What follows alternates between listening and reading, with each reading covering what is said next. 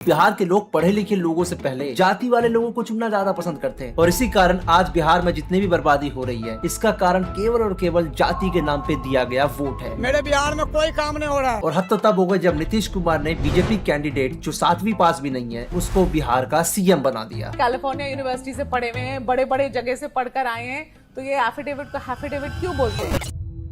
सम्राट चौधरी, जिसका नाम सम्राट चौधरी में नहीं है बल्कि ये जाना जाता था राकेश कुमार के नाम से, जिसने पास्ट में इतने फ्रॉड और स्कैम किए हैं कि इसको चुनाव से बैन तक कर दिया गया, इसको इसकी कुर्सी से उखाड़ भगाया गया। लेकिन फिर ऐसा क्या हुआ कि आज ये बिहार का सीएम बन चुका है। वो बीजेपी जो सम्राट चौधरी को एक टाइम पे एक्सपोज करने पे लगी हुई थी, सम्राट चौधरी को फ्रॉड प्रूफ करने पे लगी हुई थी, उसी बीजेपी की तरफ से आज सम्राट चौधरी बिहार का सीएम बन चुका है। तुम खुद सोच के देखो हमारे देश की जो हालत है कितनी खराब होते जा रही है। जिस देश के अंदर क्रिमिनल्स को वोटिंग का अधिकार नहीं होता, उसी देश के अंदर क्रिमिनल्स या फिर जिनके ऊपर क्रिमिनल केसेस चल रहे होते हैं वो चुनाव भी लड़ जाते हैं और गलती से जीत गए तो उनके पास पावर भी आ जाती है। और सम्राट चौधरी के ऊपर तो 2 पेंडिंग क्रिमिनल केसेस थे, प्लस इसने पास्ट में फर्जी एफिडेविट दिखवाया जिसके लिए इसको इसकी बैठी हुई कुर्सी से भगा दिया गया था। इसके बावजूद आज ये बिहार का सीएम बना पड़ा है। ऊपर से ये तो तंबाकू भी खाता है, वो भी पार्लियामेंट के अंदर। लेकिन था तो ये 7वीं फेल, शपथ भी ढंग से नहीं पढ़ पाया। और बता दीजिए कि आपने 10वीं मेरिट कौन से साल में पास की? नहीं, मैं किसी व्यक्ति का जवाब नहीं देता। लेकिन ये सम्राट चौधरी उतना सीधा है नहीं जितना आपको लगता है। अगर आपको सम्राट चौधरी को जानना है तो आपको जानना पड़ेगा राकेश कुमार को।